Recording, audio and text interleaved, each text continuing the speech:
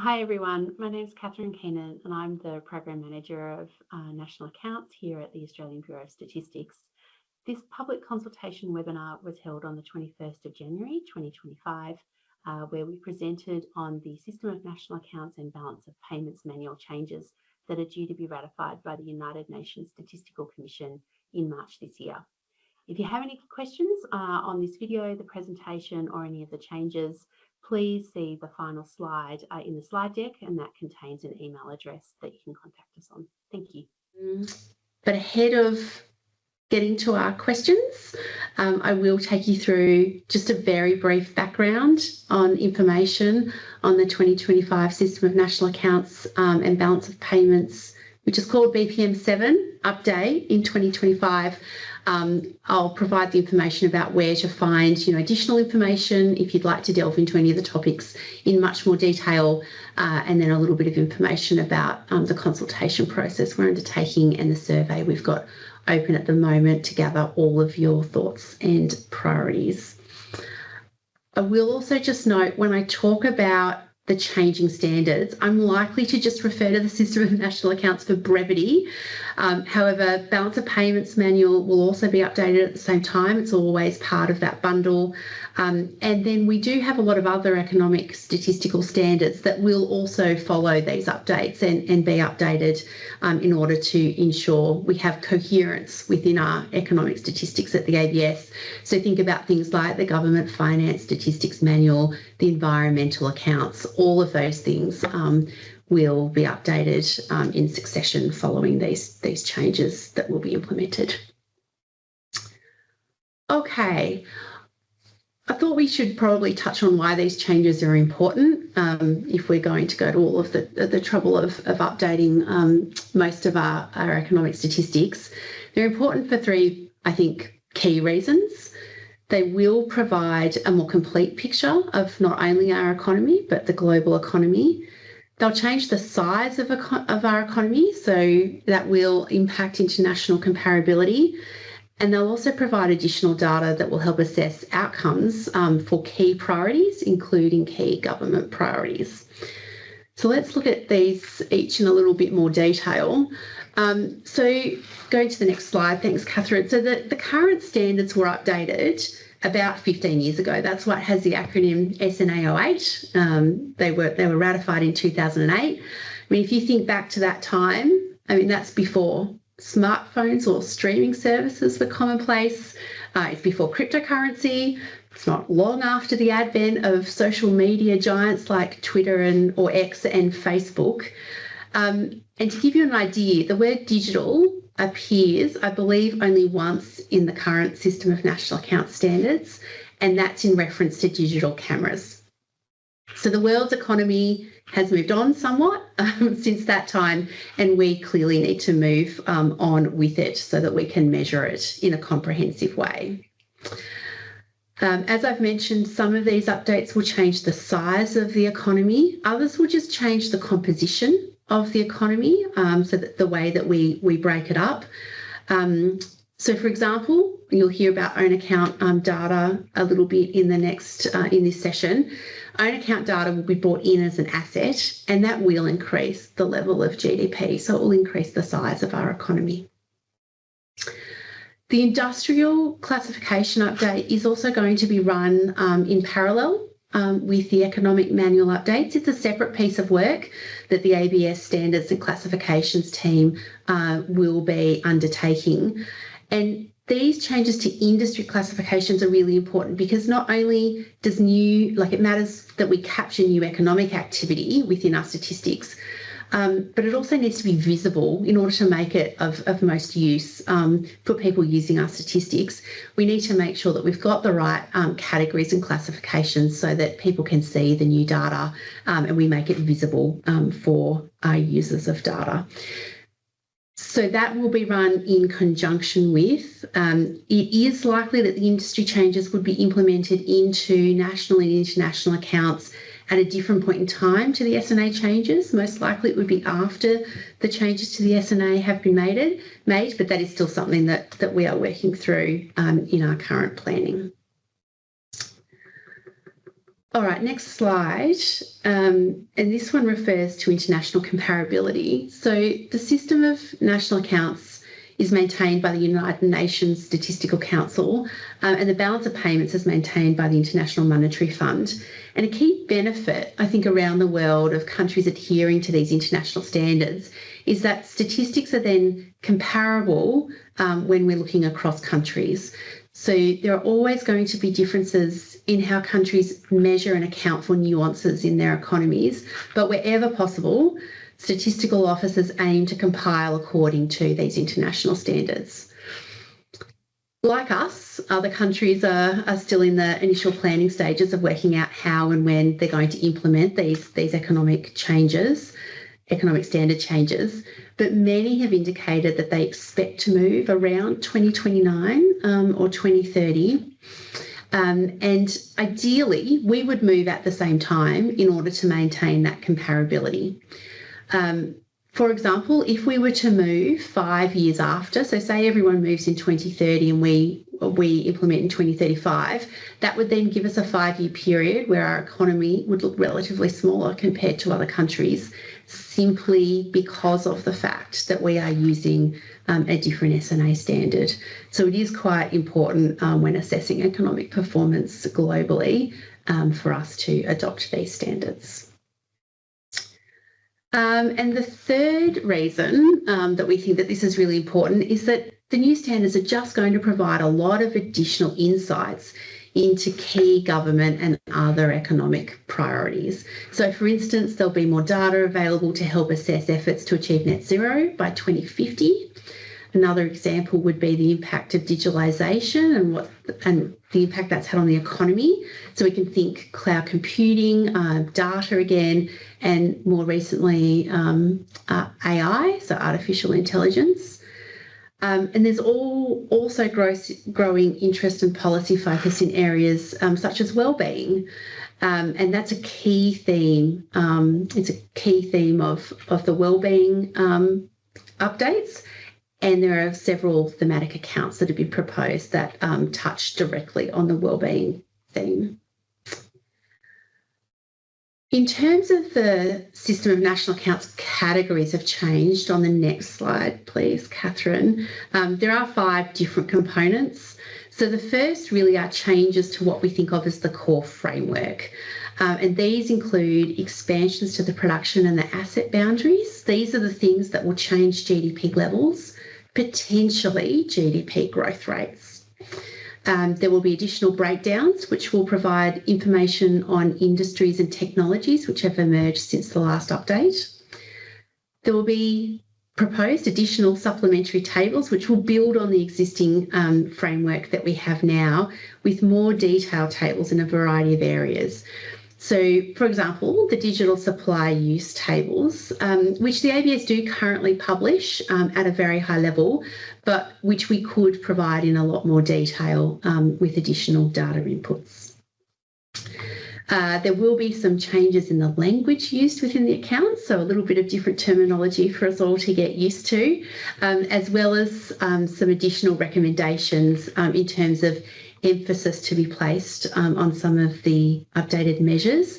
So, for example, net domestic product is being emphasised a little bit more in the updated standards, and that really is to do with the inclusion of depletion within that net measure. There are also proposed new thematic accounts, which are more like to think of them more as optional extras, so they don't impact on international comparability. They essentially go a little bit beyond GDP. So this is the new terminology for what we currently call satellite accounts. So really, the purpose of these thematic accounts is to provide statistics in key areas of interest that are not contained within the core national accounts framework.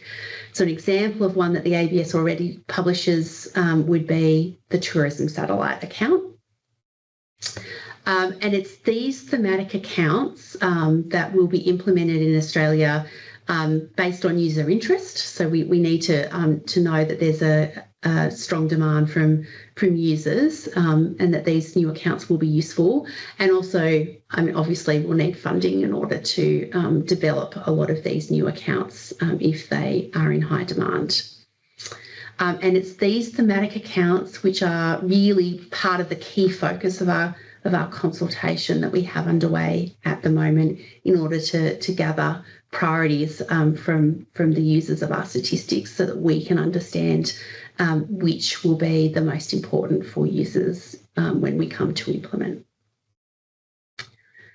In terms of the changes to the standards, so there are 6 broad themes that have been a focus in the manual updates that are due to be ratified in March this year. And I might just work around these in a clockwise manner.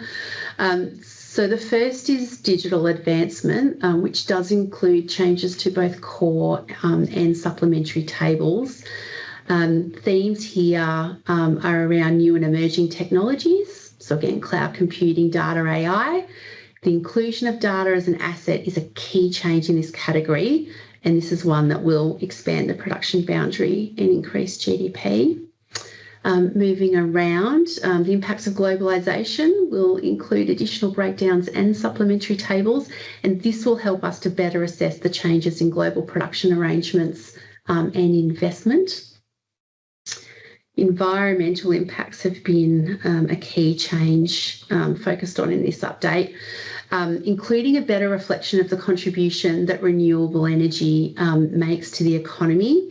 So, for example, the own account use of electricity produced by households will be explicitly included in this update. And also the depletion of non-renewable energy resources such as coal will be reflected in the net GDP measure. So essentially that's bringing it in as a cost of production, recognising that it's a non-renewable asset that will not go on forever. And while it won't change the gross measure of domestic product, it will impact the net measure of domestic product. So the net measure at the moment, we only subtract consumption of fixed capital, so the wear and tear of assets. Once we implement, we will also be including the depletion of non-renewable energy resources in the net measure as well. Moving down to the bottom of that circle, so the theme of wellbeing and the informal economy, that there is key focus around thematic accounts in this area. So these accounts would provide insights, for example, on the wellbeing of individuals, but in a way that is aligned with the national accounts framework. So, for example, the distribution of income and wealth accounts, which look at households by income and wealth quintile, are a good example here. But there are many others proposed, including, around the themes of health, education, and then also unpaid services work. I would like to mention right now that while the ABS has published distributional income and wealth accounts for many years. However, we haven't updated these accounts recently due to the length of time between our household expenditure survey. But as part of this, if there was demand, we could investigate microdata opportunities as a different way to compile these distributional accounts going forward, which would improve the annual estimates of these data in between the household expenditure survey and survey of income and housing surveys, which are run on an infrequent basis by the ABS. All right, moving round. So we have financial and international investment, and this is really around additional data which touches on themes such as sustainable finance, which has definitely become a focus over the last 20 years. And the proposal is to include the new breakdowns for sustainable finance in the core financial accounts and the balance sheets. Another theme includes cryptocurrency and assets, for example, the extent to which crypto assets are used as payments and how this is changing over time.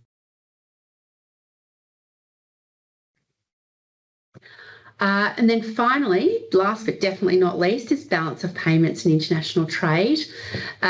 So in this area, we would have new insights available for topics such as multinational enterprise activities, identifying perhaps the economic presence and residency of special purpose entities, as well as improving the visibility of digital services products throughout the economy.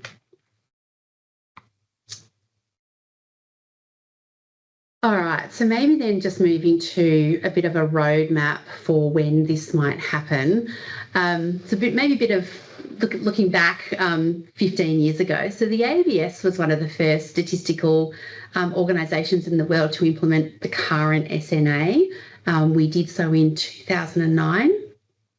And at that time, we also changed the industry classifications in the national account. So it was quite a big change. There were quite a lot of lessons learnt from that process.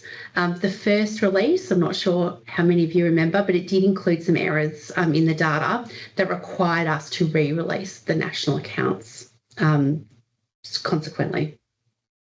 This also all happened during the GFC, which created some difficulty in understanding exactly what was going on in our economy over that time. So our lessons learnt are that we definitely need quite a bit of detailed planning and preparation to avoid some of these errors. And we also know that we need quite a long lead-in time in order to get these new standards into Australian economic statistics. So in 2030 sounds like a long way off. However, we have a 4-year minimum time lag between the point where we make the decision about what we will implement into the core national accounts and when it will actually be published into the annual national accounts for the first time. And that's because many of the changes that are being proposed require sourcing new data. So it will take us time to assess, first of all, whether there is any existing data sources that we can use, and that is definitely our preference. But if not, it will then take us time to develop new survey questions. We obviously then have to go through, test them, get them out into the field before we then get the data in so that we can clean and code it and then integrate it into the annual national accounts. But this timing does work quite nicely. So assuming that we have funding to undertake these changes in 2026, we're pretty confident that we can align with that international implementation in 2030 for the core national accounts. And then our current thinking is 2032, we would be able to implement changes to the industry classifications into the national accounts. The diagram on the right is really just explaining to you how we think about statistical quality and the types of things we're balancing when we think about when we will be able to implement. So we do need to balance timeliness with stakeholder needs and then also statistical risk as we're working through our implementation options.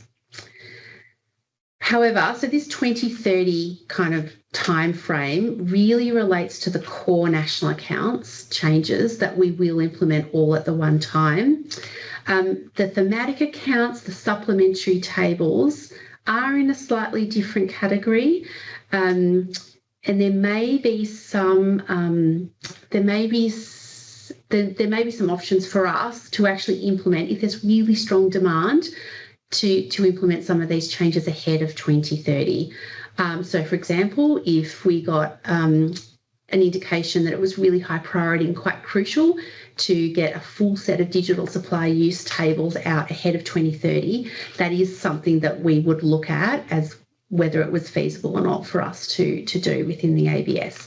So we do really want to hear from the users of our accounts and our data as to what the highest priority is and whether there are any kind of timing implications that we should be thinking about as we work through the process to update.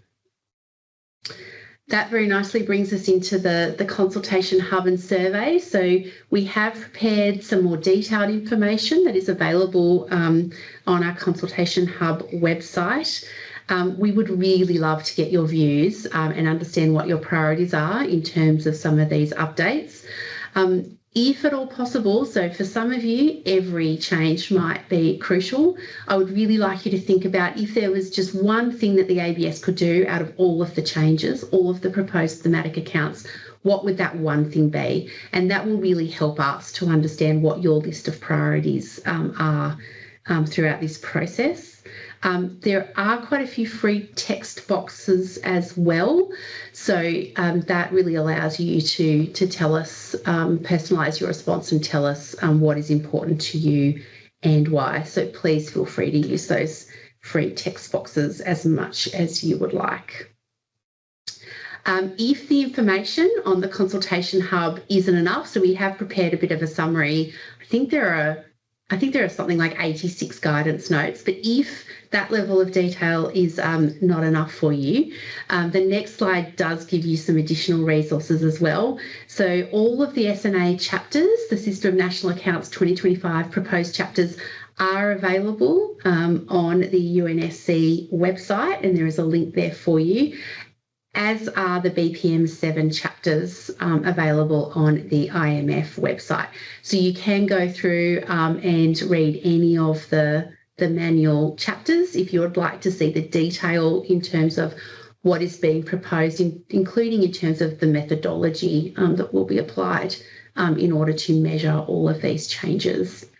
Of course, our SNA team at the ABS is also always happy to take any questions throughout the consultation process and indeed afterwards. But we might actually just hand over now. I'll hand over to Catherine or Trent, I think, who is monitoring the Poll EV link, just to see what questions we have, and we can get into a bit of a discussion. Yeah, thanks for that, Catherine. There are a few questions coming through on Poll EV, so the link's there. It's also been posted in the chat if people wanted to jump in there, and you can upvote some of the questions that have already come through from the group. So one of the questions is around valuing data as an asset, and how that is quite difficult to measure, and if there's any guidance on how that will be done. Catherine, I don't know if you wanted to respond to that, or So I might hand over to others at various points if the questions get too technical, Trent. But so my understanding is that the way that we will be calculating data as an asset will be in terms of labour input. So it'll be the amount of time I think that people are spending creating these data assets. And then obviously it matters in terms of what occupations we are using in order to create those estimates. There has been a lot of work done. I mean, the UNSC sets up various task teams with representatives from various countries to work through these methodologies. It will be very important that countries use the same assumptions. So we need to all be using the same labour inputs. We need to be using the same asset lives.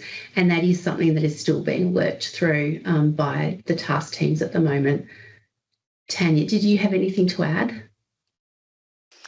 No, I think that's a pretty neat summary in terms of where things are at. And once those sort of task teams sort of, I guess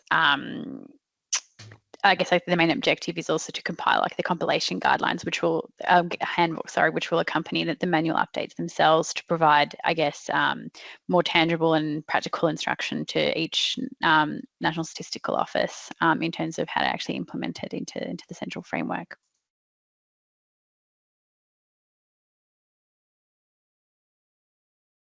Brilliant. Another question's come through on, I guess, the timing of the implementation. So whether the changes will be implemented all at once or if they'll be implemented progressively. Great question. Yeah, so we certainly intend to implement all of the core changes all at once. And our current thinking is that 2030, so into the annual national accounts in 2030. And the reason for doing so is largely around the international comparability, but it's also around the timeline for actually getting the data for a lot of these changes. So it will take us that 4 years for many of these changes in order to get the to get the data required to integrate it into the national accounts. So I'm not sure for many of these that we would be able to do it in a shorter time frame, even if we wanted to do so. Yeah, exactly right, Catherine. And I guess off the back of that one too, there's a question around time series coherence and whether there'll be any structural changes or time series breaks and impacts to the historical national account series. Yeah, so that's certainly not our intention. So in the last update, I mean, a lot of the work, a big portion of the work is actually what we call backcasting these changes through our time series. So whoever asked the question is right, we don't want any breaks in our series. We want to be able to assess growth rates over time and back throughout the time series. So we will be making decisions about when each of these changes essentially effectively have come in to become important in the Australian economy, and we will be implementing them all the way back through the time series to that point where we deem that they started to have an impact on the Australian economy. Perfect. And the final question on PolEV at the moment is around how the changes will impact productivity.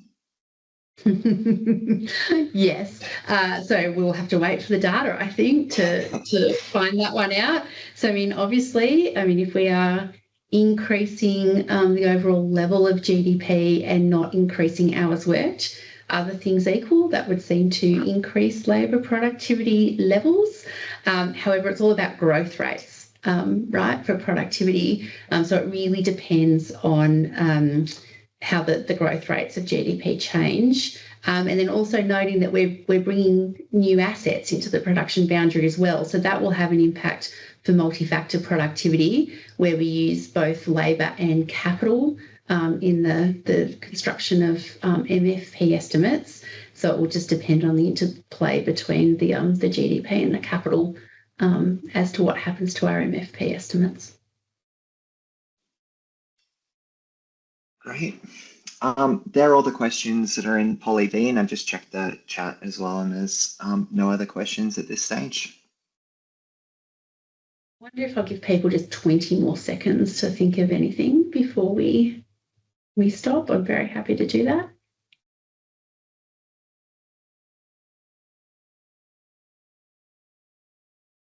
Thanks, Catherine. We could also just move to the last, so I think everyone should have the PolEV now. If we move to the last slide, though, that does also have an email address, I think, for the team. And so this is where you can actually reach them with any questions or comments that you have following the consultation. But also, if you have suggestions for feedback from this webinar or things that you would like to know more about, please just flick them through an email. And if there is demand for a follow-up email, then a follow-up webinar, then we can always arrange that as well. All right, I'll just double check. Trent, anything else on PolEV? That's all. Thanks, Catherine. Right. Lovely. Thanks so much, everyone, for attending. I hope it's been useful, and we're looking forward to seeing everyone's responses to our survey questions when it closes on the 31st of January. Thanks so much.